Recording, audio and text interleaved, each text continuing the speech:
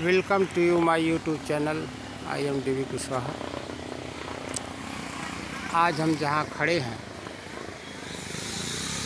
यह अरैल के पास स्थित गंगा नदी का एक तट है और शाम को लगभग 6 बजने वाले हैं। बूंदाबांदी शुरू है।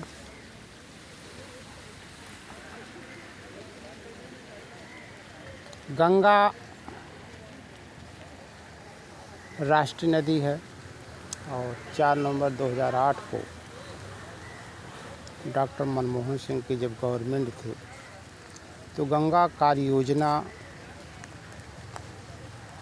के लक्ष्य को प्राप्त करने के लिए इसको राष्ट्रीय नदी घोषित किया गया था। जीवन में जब हम किसी विशेष समस्या या बड़ी समस्या का समाधान खोजते हैं या उस दिशा में बढ़ते हैं या सोचते हैं कि जितना अधिक हम उसके सोचने की दिशा में काम करते हैं उतनी ही वो समस्या और बड़ी होती चली जाती है। ऐसी परिस्थितियों में जो भाग्यवादी होते हैं वे भगवान और भाग्य के भरोसे छोड़ देते हैं। जो कर्मवादी होते हैं या कह लीजिए कि प्रकृति पर भरोसा विश्वास रखते हैं वे परिस्थितियों के संयोग पर छोड़ देते हैं। छोड़ते सब हैं, तरीके अलग होते हैं और हम जानते हैं कि इस चर अचर जगत में, इस मानव संसार में तीन प्रकार के प्रकृति के लोग होते हैं। इसमें हम पहला तमोगुण कह सकते हैं, जो किसी कार्य को जब प्रारंभ करते हैं, शुरू करते हैं तो उसका वे तत्काल परिणाम चाहते हैं। अगर ऐसा नहीं होता है तो इस कार्य को बंद कर देते हैं। उन्हें धैर्य पर, अपने परिश्रम पर कोई भरोसा नहीं होता। दूसरे वे प्रकृति के लोग होते हैं जो थोड़ा संघर्ष करते हैं, परिस्थितियों से लड़ते हैं, आगे चलते हैं, लेकिन जब परिणाम तब भी नहीं आता तो घबरा कर उनका धैर्य जवाब दे जाता है, खुद उस कार्य को छोड़ देते हैं। उसे हम रजोगुण के प्रवृत्ति के लोग कहते हैं।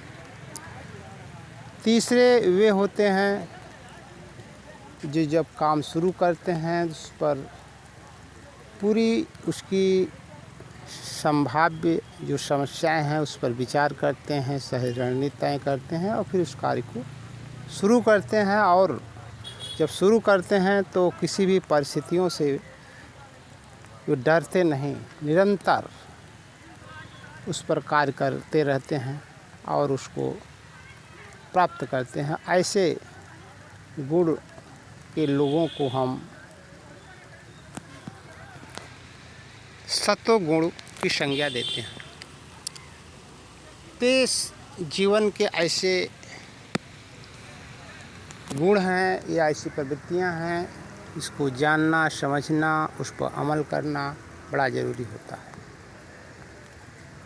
जब कभी हम परिस्थितियों से घबराते हैं और समस्याओं से घिरते हैं तो शांत इलाका, नदी के तट, वृक्ष की छांव की ओर जाते हैं, जहाँ हमें शांति मिलती है और कभी कभी उसी शांति में समस्याओं का समाधान भी मिलता है। यह वही नदी है जहाँ संगम स्नान होता है तो दूसरी ओर शमशान भी होता है। शमशान एक मूक शिक्षक है जो बिना कहे व्यक्ति के कई अव्यक्त या सोच को प्रकट कर देता है। हमें किसी भी परिस्थिति से घबराने की ज़रूरत नहीं है, हर परिस्थितियों में संघर्ष करना चाहिए। गोस्वामी तुलसीदास ने एक बात कही थी, हालांकि तुलसीदास जिन्होंने कई पुस्तकें लिखा, कवितावली, गीतावली, दोहावली, एक उन्होंने श्री रामचरितमानस महाकाव्य भी लिखा, जिसके अनेक आलोचक और अनेक प्रशंसक हैं। जहाँ उनकी कविताओं में सामाजिक असमानता को दर्शित होता है, वहीं कुछ ऐसी भी बातें हैं जो मानव समाज के लिए बहुत ही सरोकार या सटीक यथार्थ को दर्शाती है। उन्होंने एक बात कहा था, को वस नहीं जन्मा जग माही, प्रभुता पाई काह मद नाही।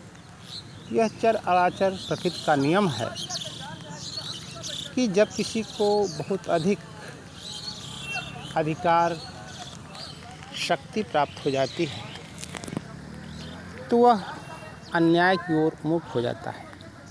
ऐसी परिस्थितियों में समाज में ऐसे अन्य लोग होते हैं जो उससे लड़ने के लिए शक्ति प्रदान करते हैं। अब हम अपने कुछ मूल विषय पे आते हैं। जैसा कि हम जानते हैं कि संविधान की श्रृंखला में संविधान की कुछ बातों को हम सम्मिलित करते हैं और हमारा यह कण कण का पल पल का प्रयास है कि भारत की नागरिक, भारत की जनता के अंदर संविधान की अवधारणा आगे फले फूले विकसित हो। उसी के क्रम में हम आगे बढ़ते हैं।